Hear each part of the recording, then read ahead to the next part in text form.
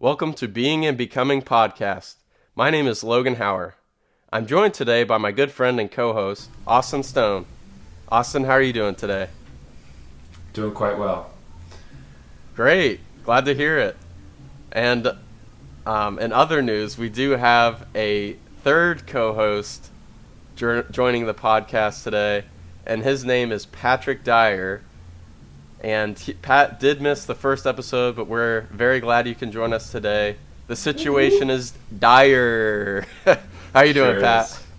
Doing just fine. And tell the audience or the future selves of us listening where you're at in life, kind of what you're doing, what your interests are. Working currently as a nurse at an inpatient hospital, thinking about what I should do for the future. And that, unfortunately, is as lame as it's gonna get right now. Hey, that's all we need, though. That's to the It's point. life. Video game It's master. life. Nice. Yeah. Exactly.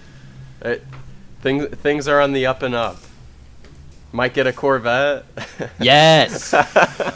Maybe in like 2 or 3 years, hopefully, we'll see. Listener, Pat has been contemplating a quarter-life crisis of buying a I have Corvette. definitely a quarter-life crisis, but my budget's about to be greatly limited thanks to the government.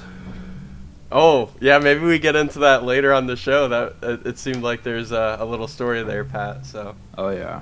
and on that note, together, we are being honest in conversations about thoughts we're having and books we're reading in the hopes of becoming better, more able versions of our current selves.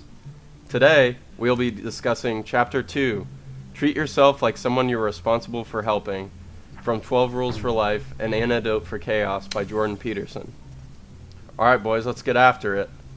We were talking before the podcast, there's quite a bit in this chapter, so there's a lot. I think today we could delve into some of the points he's making about Christianity or theology.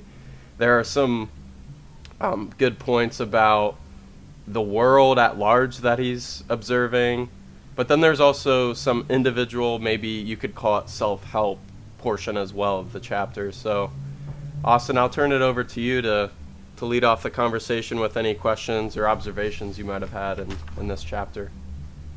Yeah, for sure. So, why do people care more for their pets than they do for their own selves? Yes. So, for example, why is it so hard for folks to take the medicine that is prescribed to them, but they have no problem giving their cat, for example, the medicine that's required to them? Why do we think that's a thing? I'm so glad you brought this up, actually. That was the very first note that I had as well, as far as it's one of those points that he makes that there seems to be some kind of universal agreement or truth to, but no one ever says outrightly. But I even noticed that, so for the listener at home, my wife and I, Peyton, we have 2 dogs, and we are very regimented with, getting them what they need, whether that be giving them prescription medications, exercise, play. I mean, we're not perfect, obviously, but we do give them a lot of attention, and Yeah. I can speak for myself that I know I don't always give myself the same amount of care. And I think Peterson kind of goes, maybe tries to explain that throughout the chapter using the fall of Genesis, but also, I guess, just at large for now, because we'll obviously get into more of that as it goes on. But I guess where I'd like to leave it for right now, and then I'll turn it over to Pat, is something that he says in the text that's kind of a little funny. What would you call a little play on this idea, where he says that's not good, even from your pet's perspective. The fact that you're caring for the pet more than for yourself. Yeah.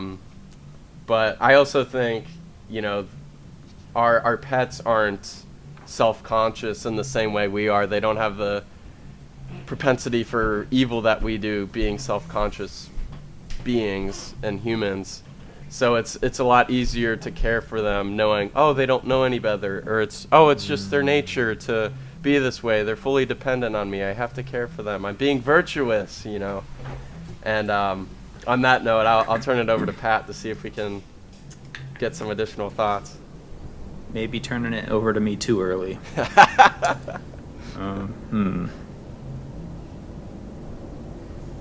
Maybe we swing it back to Austin. I need to formulate my thought. All right. Well, let me corner you on this, Pat. Go for it. Uh-oh. That makes sense, right? Like that. Why? So some pet owners care for their pets more than they do themselves. Yes, definitely. It seems backwards. I think we could all agree on that, right? Like that statement feels weird, but when you think about it, it seems somewhat true at the same time. Is it that we care for our pets too much? I know that. Probably not enough, actually. Oh, really? No, I think you're right. Yeah. I think my pets are very spoiled, but we also work from home and all that, so they're around us all the time. You have your thinking face on, Pat. Yeah. Well, my brain's also dead, so that's one of the fair. issues. What's the backstory on the dead brain, Pat? This will be my 6th week of overtime. Oh, really? Working, yeah. And then on the days I'm supposed to sleep in, I wake up at the same time I wake up for work because I have to freaking pee, and then I can't fall back to sleep. So I'm like a zombie. Zombie Pat. Zombie me. You know. I'll be contributing. Don't worry. It's just going to take longer to think. But. So Peterson gives like an offhanded answer to this question right after he asks it. I'm not trying to be nitpicky, but it seemed weird. I think his answer was shame. His answer was the reason why we don't do very good at caring for ourselves is shame. Is we actually believe we don't deserve good treatment from ourselves to ourselves. I don't know if I personally don't think I could dig deeper than that. I'm not sure what I think about that, but that's something I noticed after he asked the question. Did he use the word deserved? I don't remember. No, it was so offhanded. He just used the word shame. I could find it if you give me a second, but sorry to piggyback off that though, Austin. As far as you can look that up. I'll just kind of fill in here. But I think shame does it. He lays it out in this example, but then starts discussing Genesis 1, and that's right away after Adam and Eve take the fruit and experience the fall, in quotes. The first thing that they realize, they become self-conscious and realize they're naked, and they feel shame in recognizing that. And I think he's almost trying to establish some kind of connection between the shame we feel and connecting it to this origin story of our being or existence. Very good connection. Mm-hmm. I'll take it right back before you said that, Logan. Yeah, sorry. Yep. To kind of answer Austin's question just a little bit. Just based on, just life in general, but like working in a hospital and then just conversations with my coworkers and everything like that. So many of the patients are saying like, oh, I never thought this could happen to me. Stuff like that, as if they are selfishly believing themselves to be invincible from needing to take care of themselves. That may be the other side of the coin of the shame part. Something to consider. Interesting. For example, let's see, tons of stroke patients had a blood clot, heart attack, whatever. Years and years of avoiding exercise, Right. avoiding or gaining too much weight, but you go on and on, them thinking it's not going to happen. So they neglect themselves in the process of that, and then sure enough. So that's just another perspective to take on it, probably. Yeah. Exactly. It's a missed value judgment. And I think that goes right back to the title of this chapter when he uses the word responsible. Treat yourself like someone you're responsible for helping. I'll be right back. I had something in the oven. 1 sec. Pat's got some food on the way, That's listener. Well, we're stay tuned to find out what it is. But Austin, yeah, I think that's I think Pat brings up a good point about how, you know, you cannot be taking care of yourself because you're feeling shame, but then conversely, maybe you're feeling too invincible and therefore also not taking care of yourself. And sorry, Pat, I was recapitulating what you were just saying, and about how you know, there can be this shame element that's you know, maybe hindering people from taking as good, if not better, care of themselves. But then, like you were saying, I hadn't considered that. I thought that was a really great point you brought up of how, you know, maybe there's also this element of I'm prideful or arrogant and therefore I'm not taking care of myself.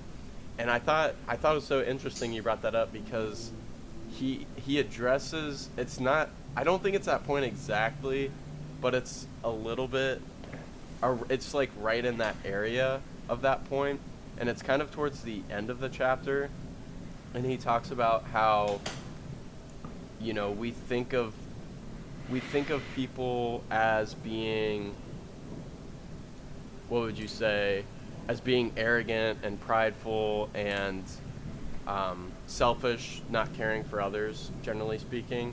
But then Peterson says there are those people, but most people would be in the other category of they're carrying these very heavy burdens, almost too much for them to carry, and they're trying to serve everyone else without actually taking care of themselves. Bless you.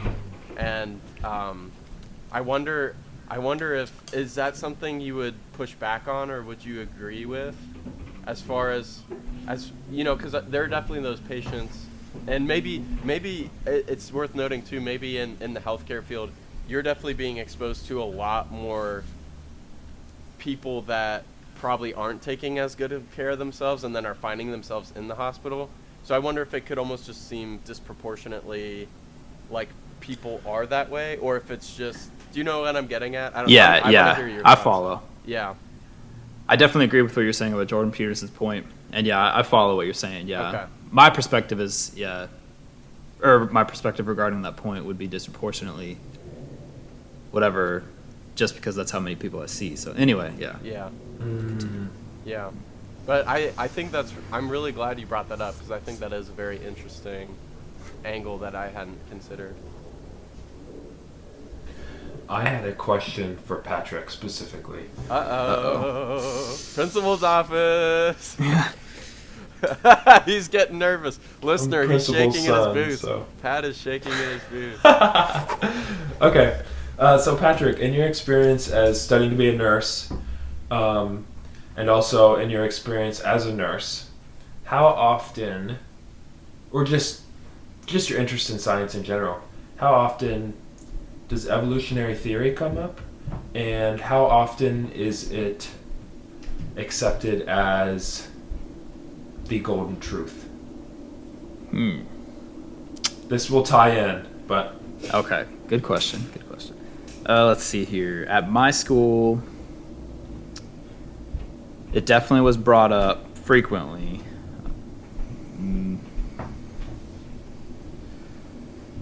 But as it pertained to nursing, probably not that often. It was more just Okay. like, this is what we are now, accept it, don't question it. So, yeah, that's probably what I could leave it at, yeah. okay. So maybe your school wasn't as interested in the origin theory of biology, of evolution, but was more or less just saying, these are the observable things we recognize now, and was teaching you that kind of curriculum? Yes, Okay. as it pertains to nursing. But if you went to like the biology department, which my dad's a teacher of, he speaks of evolution almost every class. Not as the golden truth, but as something to, since that's the most modern accepted theory worldwide, you need to know it backwards and forwards if you want to counter it or support it or whatever. Yeah. But as it related to nursing, we didn't really do much with that. I was curious because evolution is very much accepted right now in the sciences, and Peterson points out that it's so new, like especially from an evolutionary perspective. Like, if evolution is true, and this whole thing has been around for millions and millions of years, we've only started believing that evolution is a thing for a small tiny fraction of this time that this world has been existing. I mean, if you think about it, he says in the chapter, we didn't start viewing the world as a place of material things or material objects until about 500 years ago. Wow. And I mean, to your point about evolution, that's within the last, was it 200 years? Mm-hmm. Am I right there? Okay. So Darwin. with Darwin, but it's funny to, because I think we can all appreciate and learn about Darwin's theories and, the 1800s, but to think that even our ancestors, 1,000 years ago, didn't even view the world as a place of things. They viewed it more of a place of drama or, something more of a Stories. Yeah. It's very interesting. Wow, that is. Dang. Yeah. And that's something I really wanted to talk with you guys about too, as far as truth in the capital T sense. Can something be true in that capital T sense without having actually occurred in the material sense? Is there an example? Well, Peterson talks about this a lot. Yeah. Yeah, I would. One of the examples would be the story we're talking about in chapter 2 with Adam and Eve would be a great example of because the temptation of maybe a biologist or someone of the science critical field would be to look at that story, analyze it, and say, a snake with legs talking to people, that doesn't sound I like. see. You know what I mean? So Yeah. Does that make it? So my question, I guess, would be, Right. whether it happened or didn't happen, is it still true in the capital T sense? And to what extent is that worth even investigating in your estimation? Dang, that's actually a very good question. Holy crap. Peterson would call it psychological truth. Yeah. I would definitely say worth investigating, but who wouldn't? Probably. Yeah. Well, some nerds wouldn't. A lot of people, yeah. But yeah. Those nerds. The hateful, spiteful ones. Yeah. The closed-minded ones. Call them out. Call them out. Who are they? Just kidding. I can't call them out yet. I want to so bad. What do you think it is about story that carried so much weight in the ancient times and how they viewed the world?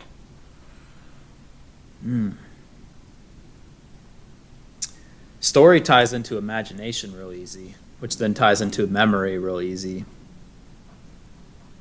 And like we've discussed, Yeah. and Jordan Peterson talks about all the time.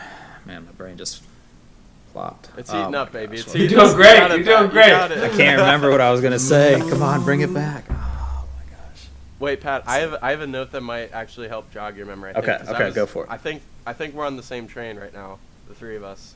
So one of the things that, to piggyback off what you're saying, that Peterson talked about in this chapter, and I think could talk about more frequently, is the fact that we were at the onset of our self-conscious existence.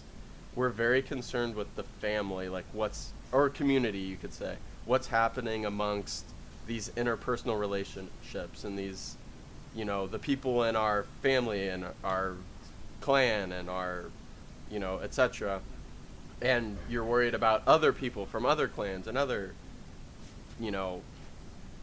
realms nearby, lands nearby. But it wasn't until or I shouldn't say recently, but more recently, in Peterson's estimation, that we started looking at the world and wondering, what is this? What's out here? Why does the sun rise? Those sort of questions. We don't start asking those until later, viewing the world as a place of things rather than a place of personality or something like that. So that's crazy to think about. Dang. Yeah. Was that following your same sort of track, Pat? It probably was, but truthfully, I don't even remember. I don't know what's wrong with I do know it's lack of sleep, but anyway, I'm here. Keep going. I think it's hard to have a purpose when you don't have a story. And at first that might seem wrong, but can we wade through that? Yeah. Well, even I like how you said purpose. I think of meaning, like living a meaningful existence.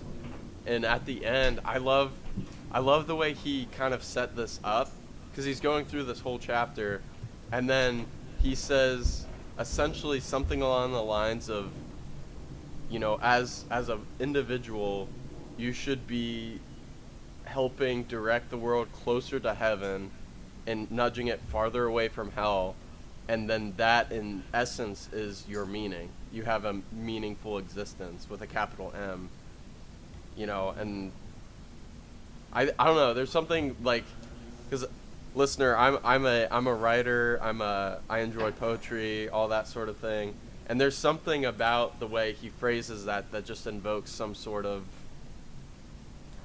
like connection that is just understood within me without having to necessarily elaborate or to show proofs of this existing. But it's because you want to leave the world and the people you know better than you found them, and that might look like nudging them a little closer to, in our case, we're all Christians, so we'd be nudging them closer to an actual heaven, capital H, and Jesus, and farther from uppercase H, hell. He uses them in the lowercase sense of like, a heaven could be something better or higher calling, and a hell is a place of resentment, something torturous within yourself. He's using them in that sense, but I think we could even use them in the uppercase sense of, maybe as a Christian, you're trying to love your neighbor, and in that way, live a meaningful life and try to, through action or word if necessary, show people the love of Jesus, and let that be a guiding principle to heaven. That's good. Definitely. Speaking of things that resonate and feel very true, there's a quote, page 35. Pain matters more than matter matters. Yeah. That's a great quote. I think that was like such a nail in the coffin of what he's proposing here. Like, even the people who are like, there's nothing we can agree on, or there's no such thing as truth, and it's like, well, like, try feeling that way when I break your finger. Like, that's something you feel, you experience. We are embodied, as much as Enlightenment wants us to believe that we are thinking, floating brains abstracted in the ether. We do have bodies, and bodies do feel things, and some of those things are painful and hurting and suffering, and there's something true about that. There's something that everyone experiences, and I think that that's a huge stepping block towards there is a story, there is a truth. Wow. I think even, you know, like you're talking about, pain is universal. We can all recognize pain as bad, even if you're someone very, very far postmodern that's saying everything is true all the time, there's no meaning, you know, whatever claim that they would like to make. That seems something pretty universally accepted by all people. Pain is bad. And not only is pain bad, but I shouldn't be inflicting pain upon other people. Yes. Whoa, Yeah. that's I think going back to that first point with the pets, that's why we can feel so much self-loathing or negative emotion towards ourselves, is because we know our own capacity for evil better than anyone else could ever know it. That was big brain right there. Teach there, Sir Logan. Teach. Oh, but Don't stop. Keep going. But you know, I think that it's easy to feel burdened with your own. You could call it being, or you could even just call it what it is, your own proclivity to evil that you know better than anyone else, and that could preclude you from giving yourself the necessary care you need, even if it's inadvertent. You know, thinking of how many negative thoughts you have, or how you envy other people, and then you realize, oh, I shouldn't be thinking that way. Those aren't good thoughts. Or worse yet, you see people that have wronged you, or it could be something minor, and you want to hurt them, and you feel that desire, and you recognize you shouldn't have that desire, and it makes you feel, you know, self-loathing, because now why am I feeling this way? Not only has this person bullied me into a powerless stance, but now I'm bullying myself into feeling worthless. Oh, wow. You know, so yeah, I don't know. I think this chapter touches on something very deep, especially among, again, we're listener, full disclosure, I think I can speak for these two in saying we're all Christians, and we're all, you know, trying to pursue truth while also pursuing Christ, and hopefully that's the same pursuit. And, you know, to admit to ourselves that we do have a great capacity and a propensity to do wrong, you know, is difficult. And if you're not careful, you could take that realization, and it can make you morbid. It could make you feel hopeless, because, you know, I'm always going to mess it up. I'm always going to feel this way. Why even try? And I think Peterson would argue strongly against that, and I think he quotes Yoon at some point of you know, what loving your neighbor actually looks like, and it's not just about being nice to people. You know, it's about bargaining well for yourself and for other people, recognizing if you don't, people will take advantage of you, and then you'll feel resentful and vengeful and all those other emotions. And even thinking back, relating it back to Adam and Eve, and how when Adam listens to Eve, you know, Eve was tricked by the most masterful persuader there is as far as doing evil, and that's Satan.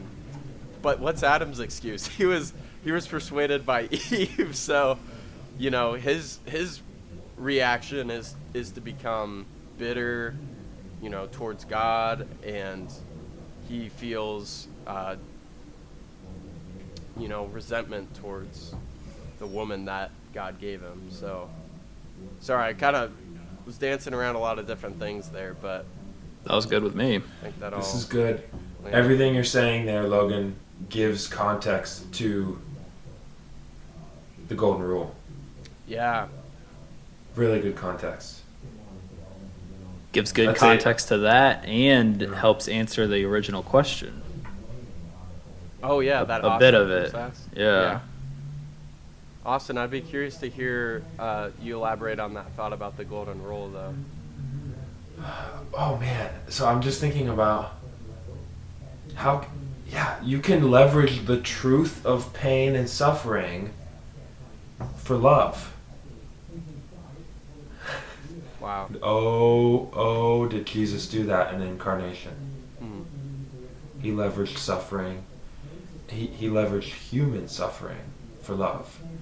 God himself became human, Yeah. experienced the sufferings of humanity, but then also experienced a very excruciating death, a death that was sacrificial. Painful and suffering. Yeah. Yeah. A death for his people. Yeah. And how can we leverage that to love our neighbor? Right. Yeah. There's the rub. Yeah. Wow.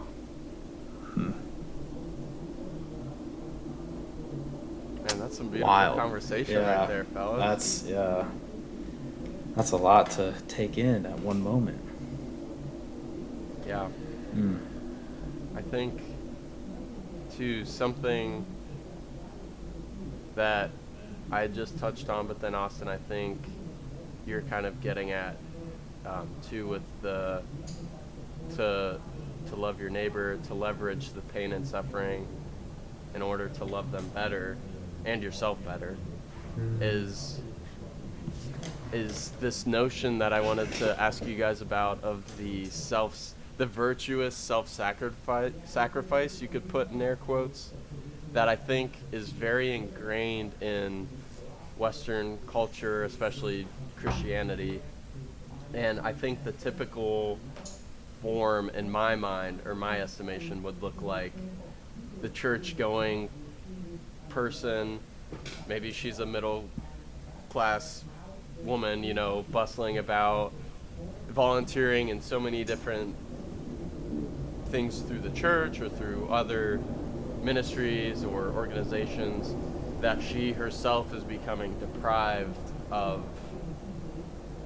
the things that make her feel, full in life, or she's maybe overcommitting herself to these obligations, but not taking the appropriate self-care that she needs, and thus becomes burned out or isn't spending enough time with her family. Kids might not be getting enough attention, things like that.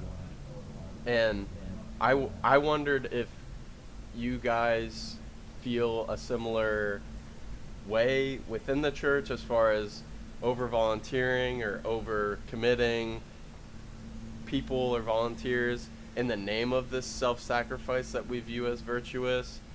And if so, what steps do you think there could be as far as empowering the church, as in capital C, the group of people, to take more responsibility for themselves and not feeling necessarily so burdened with the responsibility of the tasks? Right. Thoughts, Patrick? Can you... This is so funny to ask. Can you condense the question a teeny bit? No, I'm sorry. only I'm could- rambling. It was good. I'm just so tired. It's No, so hard you're to fine. follow. I think I get the question. Just Yeah, I guess to be concise, do you think the church is overworking its volunteers? I think inadvertently. And if so, what do you think those volunteers or the church, capital C, could do to help alleviate some of that production of task, and then burnout? If that makes sense. okay. I would probably say, or I will say, yes, they're probably overworking. Emphasis on probably. Mm. What can they do? Well, one, keep the Sabbath, or something like Oh, it. snap. Here we go. Lose your salvation if you don't do that. That's what Hebrews says. Oh, wow. Dang. Yeah. Let us not trifle with that. Yeah, please no. Yeah. Oh, man. I think, full disclaimer, I don't have a good answer to this. I don't either, but we've even said this before in the past. Church is a business more than a ministry anyway. Yeah. So they kind of dig their own grave in that regard. Yeah. Austin, I'd love to hear your thought, either on the point Patrick just made about church operating as a business or the previous question I had just asked about volunteering too much in the name of self-sacrifice to seem virtuous or to be virtuous. There should be no volunteers in a church. Whoa, okay. What do you mean? What do you mean? Yeah. I think I see what you mean, but Yeah, we for have the an listener. audience. Yeah, for the the audience of 3 people. Yeah. We should not think of the church as an organization. Organizations have volunteers. Churches are groups of disciples. Mm. Okay. Who did Jesus die for? Sinners. What if I said Jesus died for his disciples? Oh no, did Austin Fro. No! That's terrible That's timing. actually hilarious, though. Oh my gosh. Oh, that's really funny. Way. That's actually hilarious. And tune in next week to find out Austin's thoughts on this matter. Whatever he was about to say was too big brain, and someone knows they had to cut it off. It was going to be too much. Dang. So, what happened there, Logan? Austin Stone is back. His Wi-Fi may or may not have cut out right at the height of the point he was trying to make. But Austin, Pat and I have been sitting here in suspense, so I feel like it's only right that we should turn it back over to you to see what you have to say. Run it back. All right, run it back. Okay, so run it back. Logan said, why is it that there are so many churches that overwork their volunteers? And I said, quite more on the provocative side of things, churches should not have volunteers. That's right. Churches should not see themselves as organizations, nonetheless businesses. Said churches should see themselves as communities of disciples. And then I asked, who did Jesus die for? Boom. And we're Logan back. Logan said, for sinners. And then I asked, as the internet was cutting out, could I say Jesus died for his disciples? Yes. Yes, yes, but was it only his disciples? Can I come back to that? Because I want to Yes. go this side of the fork of the road. I want to go towards Patrick's side. So Yes, Patrick said yes.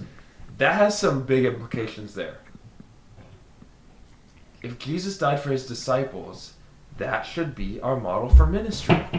We should live to walk life with disciples. Instead of having a building-centric organization with all these tasks and all these programs and there's utility in all these things, but that seems to be like the core focus of so many evangelical churches. Branding is a huge thing we see, and I just don't see a lot of discipleship. I don't see a lot of it's difficult. One-on-one discipleship is. I live in the city. It's difficult in the city. It's difficult in individualistic societies like the ones we find ourselves in. It's difficult, but why would we ever try to do something for Jesus different than the way that he did it himself? And listener at home, just wanted to also let you know that Austin did study church planning at Moody Bible, so he knows what he's talking about. Right. This is not a unfounded argument or statement. It's something that has been given very much serious thought, and I thought that was worth noting. Sorry, Austin, not to belabor your point or to take away from it. But. That degree kind of showed me what I don't want to do. Oh, wow. I sat in a church planning boot camp, and I'm like, they're like, yeah, you need 40 people, 40 members already to launch the Let's service. brand everything. Yeah, and I'm like, no thanks. The same for me. I don't know about that. And I will say too, so I have a obviously different background in the accounting financial side, but I could very much agree and attest to what you're saying, that I don't believe the church should be run like a business at all either. And it does seem I actually did church accounting specifically. Yeah, to give you credit for what you're saying right now, for sure, bro. Yeah, for accounting for churches. I did that for nearly 2 years, and the amount of waste, I will say this, the ability for the church to raise money, incredible. However, most of the money raised is going to salaries, rent, which is understandable. Rent, the biggest, yes, your building. And, I get that you're trying to draw people in, invite them, etc., but I know we off air have talked many years about what a model, a better model could look like, or what ideally we're looking for, what's most effective. Because I think what you're talking about too, Austin, is the discipleship making piece should be a very high priority, if not the biggest concern, outside of actually teaching the word correctly. And the biggest concern is a sermon and not discipleship right now. 100%. Dang. That perfectly describes Baptists, which has been my only exposure as far as church since I've moved to Texas. Okay. Which is unfortunate. Oh, wow. Yeah, I can't stand going to church, as a matter of fact, in Texas. First of all, I can't stand Texas, but that's a different Whoa, thing. Texas, big shout out here. Texas sucks. Where are the Texans at? Very cultural Christianity, right? Pat? Oh, yeah. Very much cultural, traditional. It's what you would think of like social club. Boomer Christianity back in like the 40s, 50s, 60s. That's exactly what it is still now. No kidding. Time capsule. Yeah, I would say so. I mean, without living in that era, it just from like what we learned in school. And you can see it just still in how a lot of older folk keep to their ways still. Indication of that's the way it was back then, too. Yeah, and it's funny to, kind of bringing Peterson's work back into this of, there's a need for tradition or order, but then there's also a need for this thing called chaos, which is not a bad thing, as we find out in chapter 2. Yes. And I think that's very interesting, Pat, about something like religion being maybe attributed to being something, that's traditional, that's customs that they do, but there can still be that sense of, the asking the what ifs, the journeying out into the unknown, the unexplored territory, as, Jordan calls it. And maybe that there's something worthwhile in doing that. And, he also talks about a lot of, great books like the Tolkien books, how a lot of it is very journey related. There's this well-defined territory that we all exist, and this isn't foreign, or this isn't specific to just these books. It's our lives essentially too. There's this well-defined territory that we all operate within and that we're comfortable in, but then how there's this necessity to step out into the unknown and make sense of it, try to make sense of it. And I even think about, the story of Abraham, how he's essentially living with his parents in a tent, and then God calls him to have disciples, or not disciples. Sorry, I went back to the last point, but to have generations that will outnumber the stars. And he's like, I don't even have a child, and I'm 90 or whatever. So I don't know, but yeah, I just thought that might be a good transition way into talking about chaos and order, as this is a very big part of the chapter. curious to get any of the thoughts you guys had initially, or if you had any thought-provoking questions or realizations. It may not pertain to exactly what we're talking about, but just in my own reading that I do daily, I've been going through Genesis, specifically the Abraham story, and oh my gosh, chaos versus order in those stories heavily tilts towards chaos, almost like 99 to 1. The adventure aspect of it? Or the adventure and the sin aspect. Whoa, yeah. Yeah, it's nothing but description of the sins of Abraham and his family, really. Abraham lies constantly, first of all. Yeah, he does. Isaac lies. Jacob lies. All of them. We lie Esau. too, worth noting. Okay, so we're like them. Let's go. Yeah. But so anyway, it's just that there is much more from the reader's perspective. Taking a literal stance from the 21st century, there's way more chaos than there is order at the surface. Obviously, there is plenty of order because God's ordaining the future in them, and plus they do obey. It's not like they're completely disobedient to God. But anyway, that was just a interesting thing to. It's been a long time since I've reread the Abraham story in order, just straight, not taking a chapter out. Yeah. And just seeing this family's messed up. But so is everyone else around them.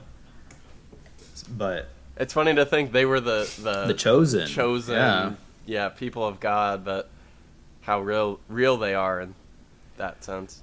Chosen, much bigger emphasis on the chooser than the chosen. Yeah, true. There. And how encouraging is that? For real. Yeah, exactly. I mean, very good point.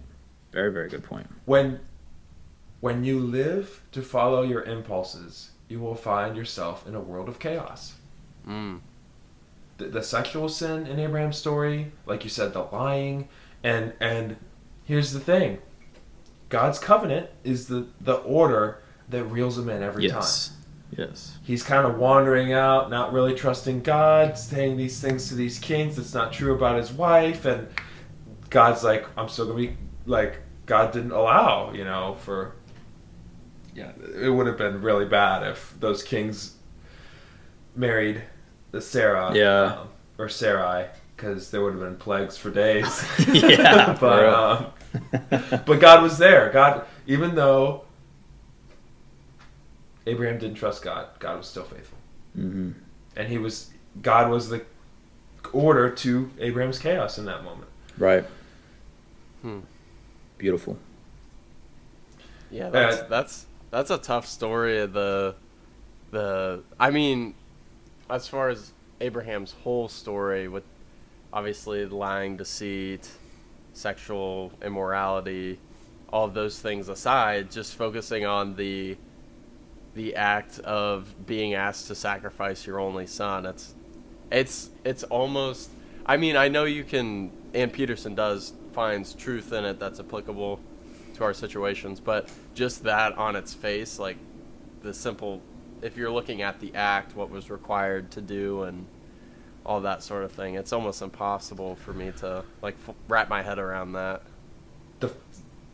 I think that's, oh man, I have so many words to use here. Use them, please. The foreshadowing is so real there, bro. The fact, Logan, the fact that you just said, I can't imagine being asked to sacrifice my own son. Yep. Come on. Well, okay, I'm glad we understood that on a human level, because let's try to understand that on a cosmic level. God, the creator, the father of everything, asked to sacrifice his own son. The cosmic father sacrificing the cosmic son. There are some archetypes for here. his family. Mm-hmm. Yeah. Oh my gosh, yes. Mm-hmm. So I think that's like a wonderful moment to be like, because a lot of people don't question the Bible, don't question why it doesn't make sense. No. You're doing yourself a service because that helps us understand what God the Father did. Wow. Yes, Austin. That's crazy. Man, that's crazy. Yeah. when you keep telling yourself lies, you just won't find the truth. You know, if you're not afraid. Yeah. Yeah, and I don't think it's in this chapter. I think there's another chapter where he even alludes to the Abrahamic story of almost sacrificing Isaac being a foretelling of the Jesus and God dynamic in the New Testament. So I think he alludes to that many times throughout the book. Oh, Peterson does. Yeah, Really? We'll see it all throughout. Can I read a quote here? Please. Yeah. Yeah. We are adapted in the deepest Darwinian sense, not to the world of objects, but to the meta-realities of order and chaos, yin and yang. Yes. And I think there are more meta-realities than just order and chaos, but that seems to be very fundamental, as the Taoists have discovered. I think it's easy to understand. It's easy to get your head around. There are these two what would you call them, principalities at tug of war with each other. And then he also says that there are kind of these, maybe this is the Taoists' point of view, or maybe this is him talking. I kind of got mixed up as to what belongs to who, but there's essentially the order, the chaos, and then this third part, which is the process, consciousness trying to understand the push and the pull, and that almost was more interesting. I didn't catch it on my first time reading, but doing the notes for this chapter, my mind was trying to wrap itself around this, and it just couldn't. Yeah. I was failing constantly. Like the idea that there are these two forces at work, and then there's us trying to make sense of it. Exactly. Right.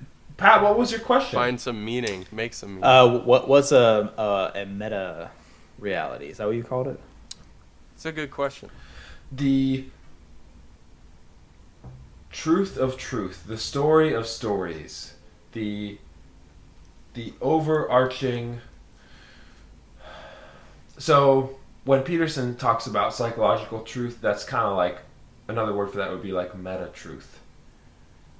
So like with Cain and Abel, you will drive yourself to hell if you dwell on your resentment. That's just true, you know? That's true in the micro story of Cain and Abel, but that's also meta true, you know? Like, these stories are used to communicate truths that you could use the word universal. Universal across all time? Yeah. That resonate. Wow. Vibrations. Ooh. What do you think are some other meta-realities? Can you say it again? Like, as far as, are you talking like something as an overarching truth that we could all well, I think we were talking about pain earlier. I think that's probably a meta reality, right? That everyone's experiencing. Or are you talking something more of like a story that has meta reality in it? All the above. All the above. Yeah. Well, circle D, all of the above. Okay, hang on. Would you, or can we say the title of this chapter is, if you rearrange the sentence structure, it's a meta reality? For some, you could.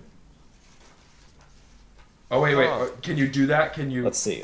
Rearrange this. Let me look at it specifically and see if we can. Yes. The chapter. Please demonstrate, teacher Pat. So I will say, Pat, while you're looking that up, for the listener, the title of the chapter is called "Treat Yourself Like Someone You Are Responsible for Helping." That's the title. Okay. So if you're saying meta reality is like the truth of truth, in a way. Come on. I guess just it works just already as it is. Or you can formulate it into a question, or you or a firmer statement, you ought to treat yourself like someone you're responsible for helping. Or should you treat yourself like someone you are responsible for helping? What happens when you don't treat yourself like someone you should be responsible for? Well, it goes back right to your point that led me to the question, which is the resentment drives you to hell. Whoa. Yeah. I actually did not ever make that connection until you just said that, which is why my brain instantly went to here as it pertains to that phrase, meta-reality. I want to see if this relates. I remember my mom always kind of telling me, like, trying to explain to me what a grudge is. She said a grudge is drinking poison and expecting your enemy to fall dead from it. Do you think that is kind of what resentment is like? You're kind of eating yourself up inside because of the hate you have for this other person. That definitely pertains. Absolutely. Not to mention, I think, sorry, you Yeah, could go also ahead, almost go say it's vengeful too, because There's an act of, it would be just resentment to dislike or wish something bad were to happen to that person, but you're actually taking an action in that story of drinking something in the hopes that it does damage to someone else. So it could almost be seen as vengeful or vindictive. Actually, as well. take that, but don't take it just in the word sense. Take it literally. Well, I mean, it does mean word. Take it realistically. Back to the chapter title. Say you are dwelling with a grudge or whatever, and you are not treating yourself. Not treating yourself is also an action of so it plays exactly to what you just said. I like that, Pat. Yeah. So not treating yourself like you are responsible for is actively drinking the quote unquote poison. Whoa. okay, I hate to take it down a morbid route, but Please do. Are there not some suicides that are like this? Yeah. Some suicides that are Probably the I'm most. so resentful at being, and resentful maybe at a specific. I mean, was Cain's resentment at a person, or was it like at reality itself? Man, great question. I'm pretty sure Jordan Peterson talks about that, I think, and it's both.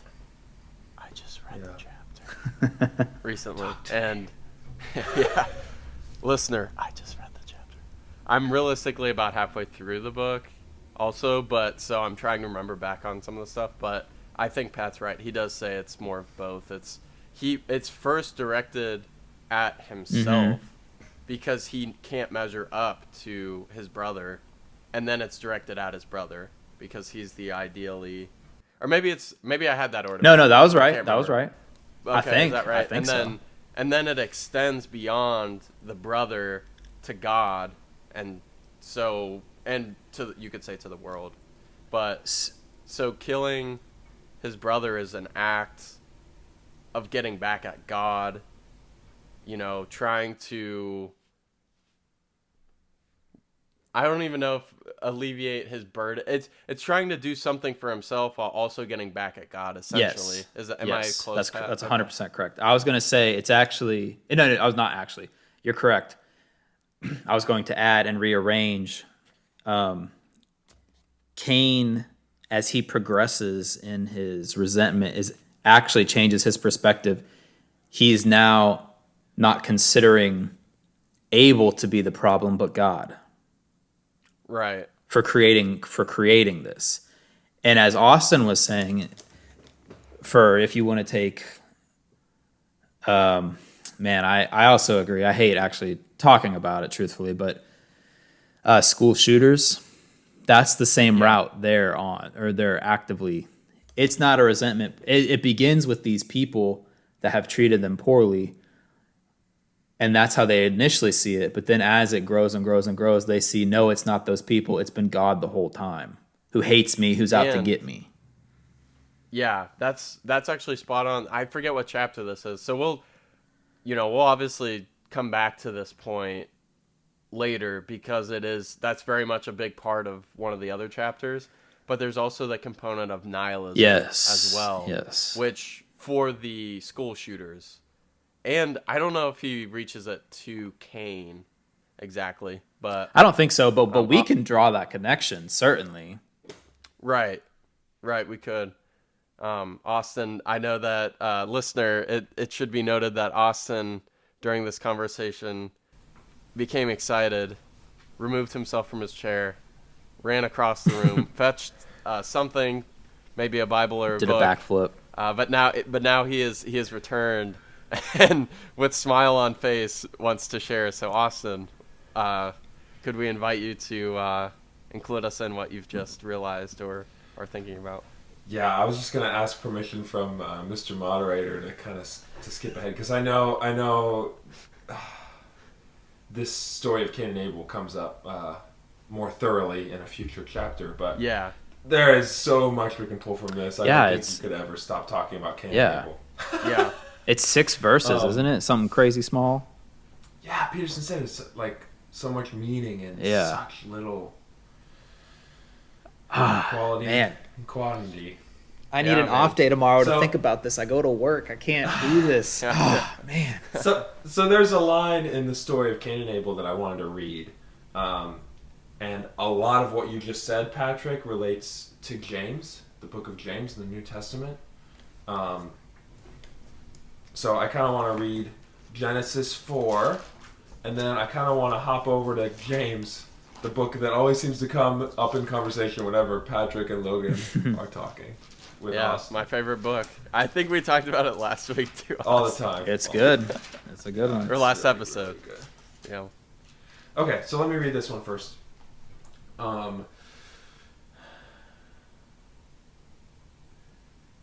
Yeah, so for whatever reason, it doesn't really say, but God is pleased with Abel's offering and not Cain's.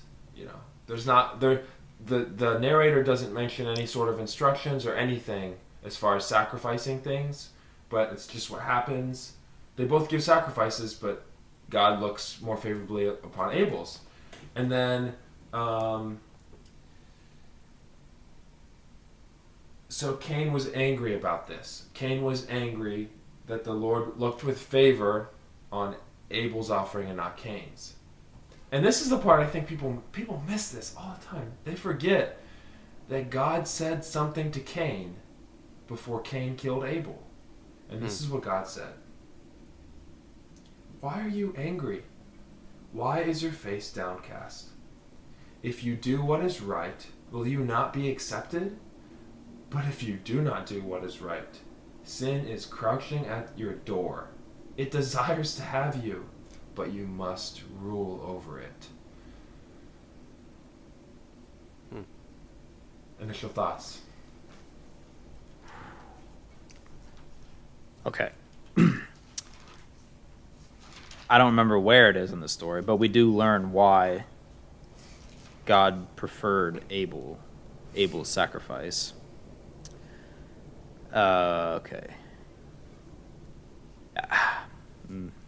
I will ask this. Do you think God believed Abel would change his ways? You mean Cain? Like wood? Oh, sorry, Cain, yeah. Oh, yes, I do. I do believe that. Yes, Okay. that's how relationships work. Yeah. It's like we don't have a freaking. We could literally stick on this for hours more. Well, I'm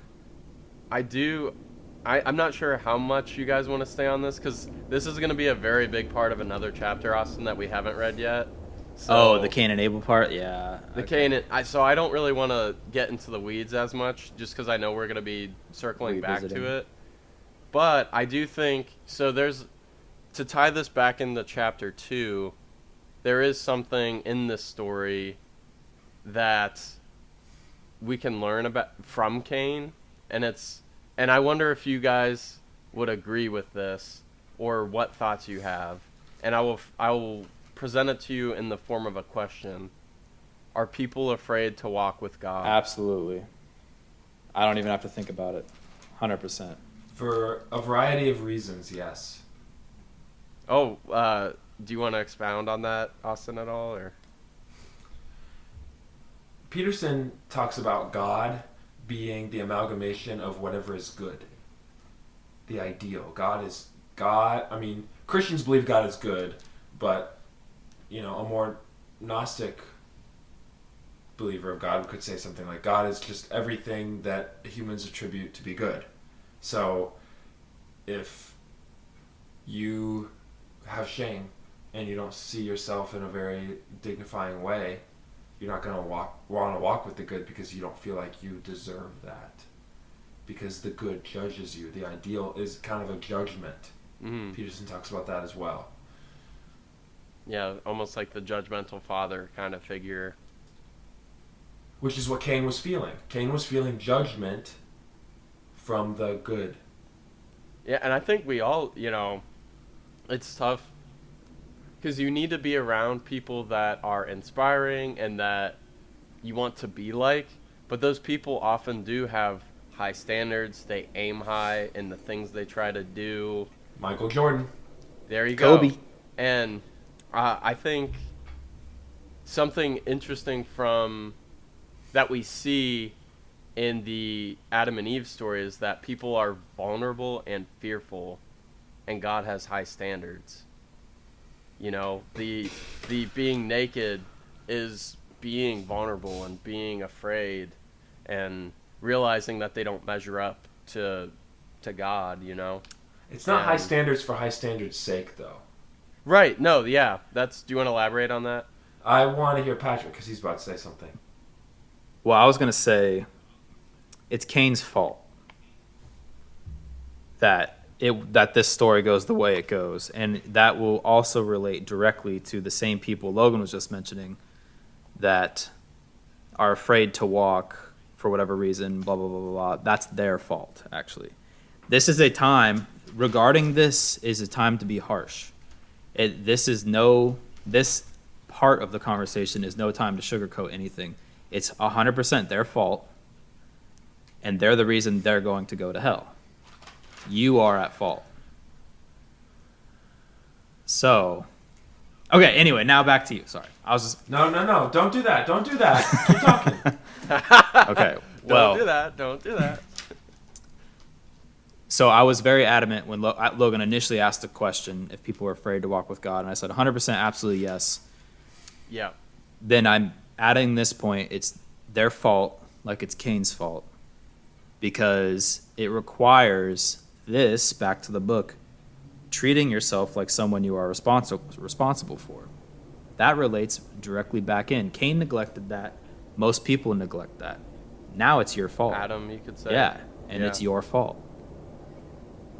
Recognizing the fault is one of the harder parts. Wanting to do something about it is then even harder.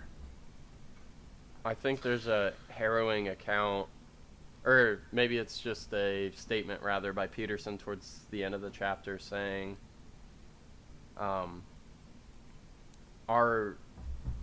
thing that makes us doubt our own worth could be the fact that we are unwilling to walk with God despite our fragility and propensity for evil. Do you guys agree with that? What do you think? Austin, I can see that you maybe want to comment on that. There are a lot of people who feel that way. Okay, think about a guy who really likes this girl, and he thinks he's romantically interested in this girl, but then he says, I actually don't want to date you because I know how bad I am, and I don't want to treat you badly. And they walk away. That was a perfect example. Yeah. Whew. Wow. That's what you call hitting the nail on the head, folks. Literally. I will say something. Sorry. So off of that example, though, with the guy and the girl dating, I think that's perfect for the way that we understand our relationships. With something theoretically incorruptible and good, capital G, as God. Yeah. Is that different in the sense that it wouldn't be saying, oh, I know I'm bad for you, or would it be more of, I'm embarrassed of how bad I am next to you? Dang it. That's some You know what I'm saying? heat. That, or I don't think anything that good could ever exist because this world is so full of suffering. I think we're dancing around something very meaningful with all of this. Well, and- certainly, but it's like, what are we going to do about it now? Yeah. Or else the fault will lie with us in a different sense. There are 2 quotes I got. I just have to read these quotes. Do it. Please. From James. Classic. What causes fights and quarrels among you? Don't they come from your desires that battle within you? You desire but do not have, so you kill. You covet, but you do not get what you want, so you quarrel and fight. You do not have because you do not ask God. God's conversation with Cain was a one-sided conversation.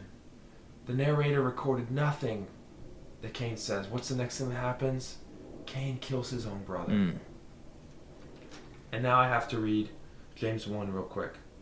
When tempted, no one should say, God is tempting me, for God cannot be tempted by evil, nor does he tempt anyone. But each person is tempted when they are dragged away by their own evil desires and enticed. Then after desire has conceived, it gives birth to sin, and sin, when it is full grown, gives birth to death. And that is what God was talking about when he says sin is crouching at your door, ready to have you, but you must rule over it. Wow. Man. I'm shook. That's crazy. That's good. Yeah. Yeah. So how do our impulses, the impulses that we face, relate to how we should be taking care of ourselves, how we should be treating ourselves as if someone who we're responsible for? That's a great question. So Peterson does a really good job at talking about how we are really complicated human beings, and Carl Jung's really good at that too. We're not just thinking beings, we actually, and like Freud kind of breaks some of that down, like the ego and the different terms of like our sexuality, and there's just lots of things that drive us. And Peterson actually talks about how in the ancient times when there were little g gods and temples to those things still exist, but in modern times we've just integrated that into our psychology. So instead of going to the temple of sex or going to the temple of war or earth, they're actually integrated into our personalities and our impulses. So when we're facing our impulses and when we have these different impulses inside our bodies or these intrusive thoughts, how can we better treat ourselves as if we're someone we're taking care of? Well, one, you have to have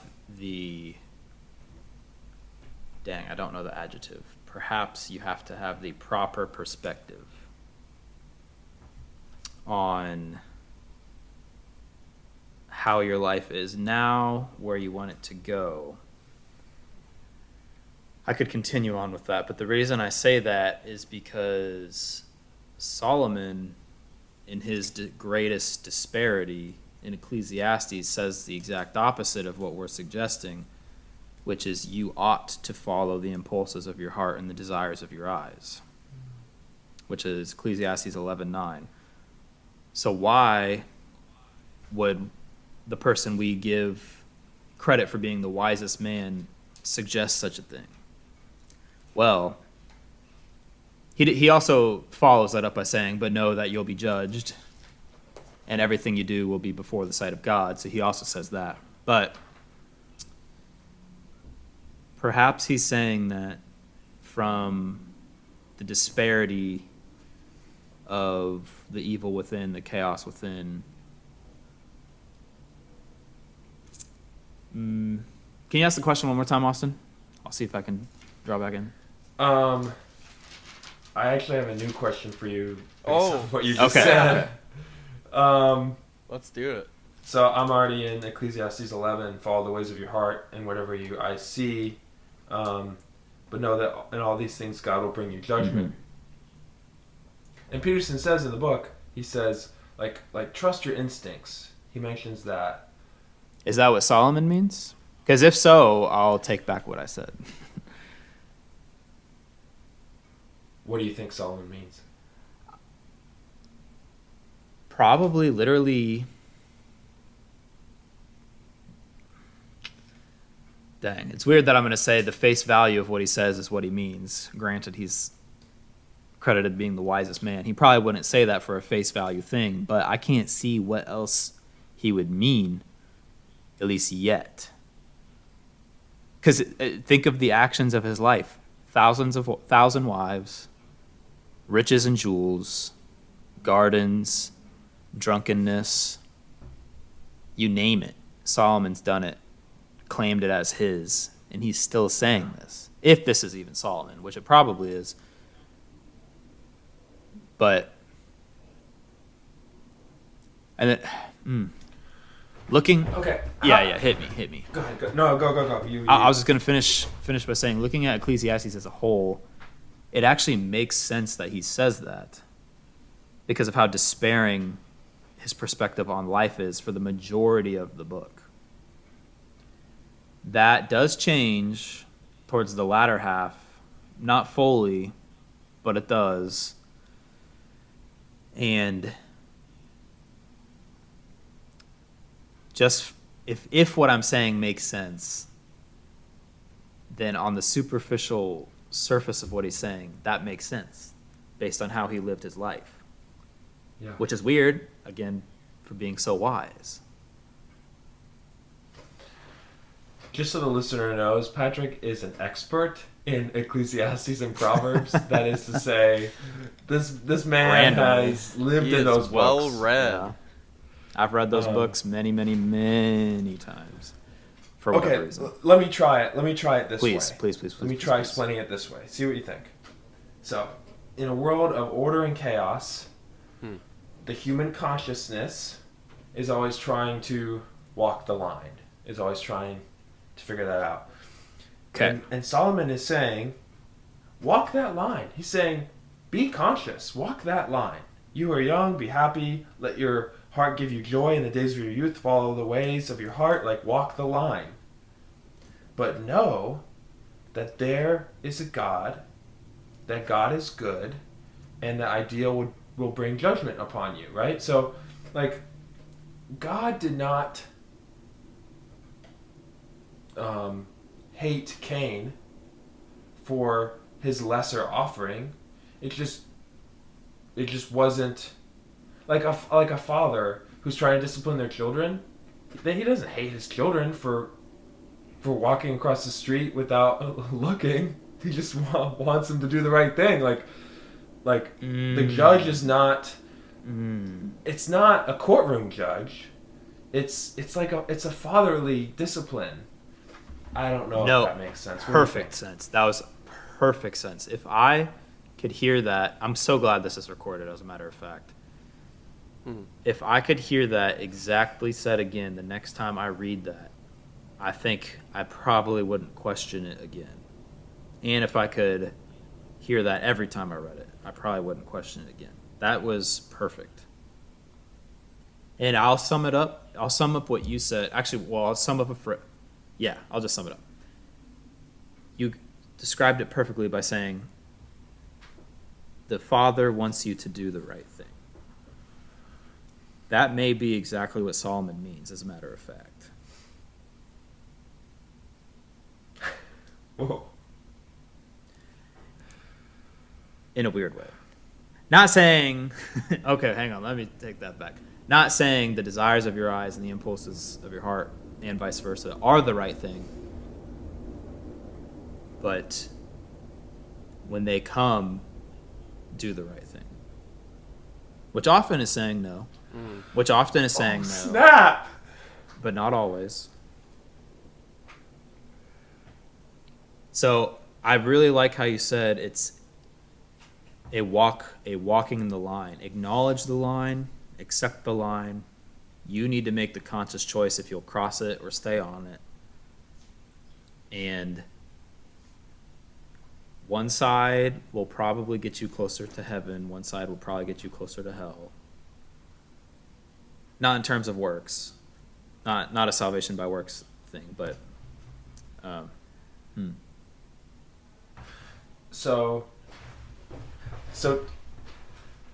dear listener, Herein lies the good news. We can have the Holy Spirit live within us. And that Holy Spirit can guide us on this line of consciousness between order and chaos. I would also like to add just one thing with this order and chaos. Pat was very descriptive in the imagery of walking the line. And I also like the idea Peterson uses in the book of having 1 foot in each. You should have 1 foot planted in what is known and what is predictable, what is tested, but then also have that 1 foot in this vast expanse of potential. And he even goes into that Taoist symbol of the yin yang and how, you know, 1/2 of the symbol is white, 1/2 is black, but then you have the black dot in the white part of the circle to show that, you know, even when things are ordered, you need the chaos. And then conversely, the same with the black half of the circle, there's a white dot to show, you know, even in the chaos, you need some order. And I have another question. So when Austin brought up the true, meta-true, let's say, I don't know, just for fun, point about the Holy Spirit, and he can guide you, and you can follow.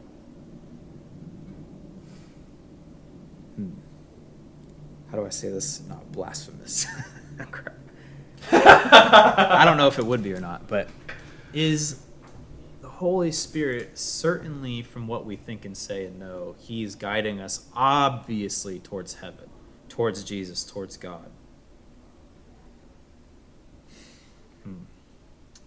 Go ahead and walk the tightrope. Yeah. We got the safety net out for you. So if Jordan, like Logan said, Jordan Peterson's saying you should have 1 foot on one side, the other on the other side. For balance, for creating the best for yourself. So if we as people are living our life and the Holy Spirit is within us, we are a Christian, is the Holy Spirit guiding us more towards the order side or straight down the path between chaos and order? And does that even matter? Because if it doesn't matter, we can just drop it. I won't be one to claim to know anything about Same. the predictability of the Holy Spirit or what it's going to do. Same, but of course. I think the closest thing I would say would be so taking a little bit from the book and a little bit from the Bible, as far as in the book, when he says you don't want to become so ordered that you're lost in your routine and you can't make sense of things going on around you, but then conversely, you don't want to be drowning in new chaos all the time. That's unmanageable for a long period of time. And then there's that verse, you'll have to forgive me, I don't know it quite off my by heart, but it talks about how God doesn't give you more than you can handle in certain situations. I can't remember exactly what that verse is. It's you will not be tempted beyond what you can bear. What you can bear, yeah. Thank you, Pat. So that verse comes to mind, but then also I think is also within the text of what Peterson's saying in the chapter. So, and I don't think it's prescriptive. I don't think there's necessarily the same answer for everyone as far as, because some people are going to be drawn into that expanse, but then some people are going to need to clean their room, to make sense of their life before they can do anything else. So we can think of people that lean more towards the chaos side just based on our own experience. We can probably think of our own moments where we fall quickly towards the chaos side. Psychologically speaking, since we're reading a psychologist's book, and this is true of myself, so obviously I'm more of a homebody. I like my routines a lot. I get more anxiety from a routine break. Yeah, I'll just put it like that. I get anxious when my routine gets broken. Yeah. So in that perspective, and even with like the Holy Spirit, let's say. Wait, what was I going to say? Crap. So I get anxious when my routine is broken. That doesn't my routine probably represents me over too far on the side of order, not being able to adapt quick enough to the break, which would be chaos. Chaos is not necessarily bad. Right. So that's something important to keep in mind, for sure. Chaos is not always bad. I will admit, actually, that was a lesson I had to learn reading this chapter, because I am the same. I think of chaos as not the way Peterson explains it. It's potential. It's unknown. Mm-hmm, I think of it more as disorderly disruptions. Yeah, same.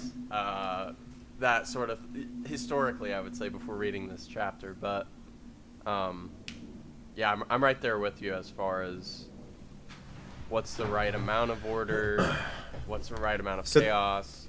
It probably varies between people. That's why I'm wondering, is the Holy Spirit guiding us down the middle more than one way or the other?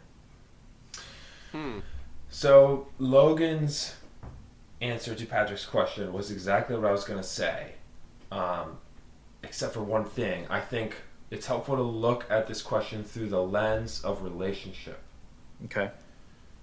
And just as Logan was saying, like in a relationship, it's good to have structure. Maybe date night every Monday, but if you're watching Netflix every single time you have together, that's order. You can predict that. But that's probably not good. That's not like a good relationship. You need something there. So I wanted to try to give like a more nuanced answer than just walk the line. But yeah, I think looking at through the lens of relationship is helpful as well. That I definitely needed to hear that, because that was not crossing my mind at all. Now that I'm able to think through that perspective, through that lens a little bit, it definitely makes a little bit more sense. Because following the Lord's commandments will put us in the realm of order, but when you go and find a homeless person in your community to love your neighbor, that'll put you in the realm of chaos fairly quickly. But it's in that it's a realm within a realm. Like, you're following the Lord's commandments by loving the neighbor in the least of these. That's the realm of order. But within that realm, there's some chaos, which is this person you've never met who doesn't have a home, and there's some reasons for that. And like, this whole chaos order thing layers. There's lots of layers to it. Well said. Yeah, well said. Dang. I have a question. Okay. Why was there a serpent in the Garden of Eden? Oh. Something we've all wondered. Boy, do I have an answer for you. I do too. Dun, dun, dun. Go first. Well, All right. okay. I will say Peterson brings some of his evolutionary biology background into this answer, with there actually being science, and I don't recall what support there is for this specifically, but apparently our eyesight evolved so that we could spot and detect snakes in the grass so we wouldn't get bit by them. So this seems to be a struggle as old as our memory.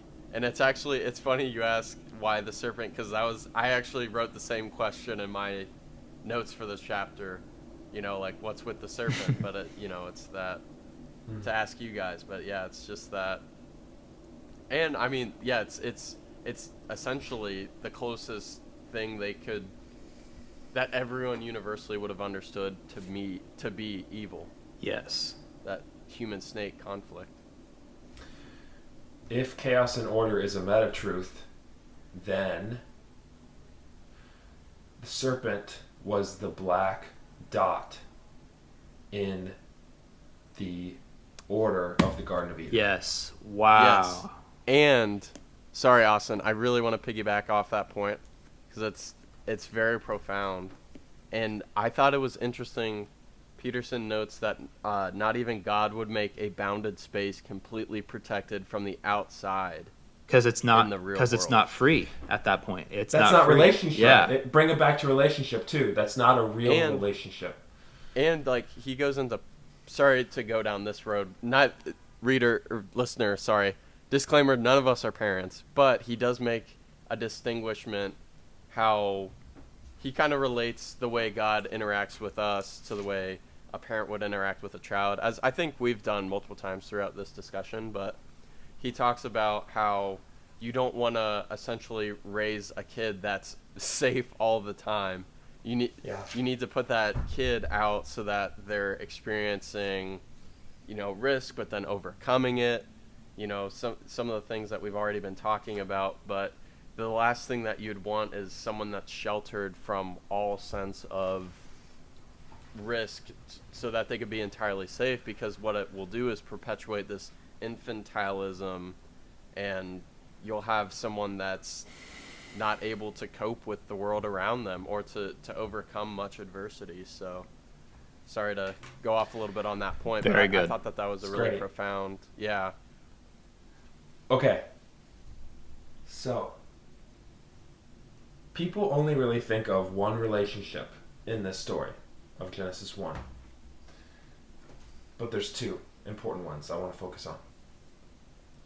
God did not make Adam and Eve not eat from the tree. Okay. But the serpent did not make Eve eat the apple. I think we have trouble, like people who struggle with Christianity have trouble like differentiating, human responsibility from God. They tend to, oh, the serpent's God's fault. Well, like the serpent didn't make Eve eat the apple. They would have been fine. There would have been some other serpents in there, but they would have, gained a habit of learning how to walk that line between chaos. Like, I think the point is, I think the narrator's point of Genesis 1 is there's no world with no chaos. Boom. Wow. And we have been introduced to this relationship with the Creator. And that's how we need to walk the line. Thank you for tuning in to this week's book club discussion. Please let us know if you have any suggestions as to books we should read or topics we should discuss by contacting us at beingbecomingpodcast@gmail.com. Again, that's beingbecomingpodcast@gmail.com. We hope you join us next week for another conversation.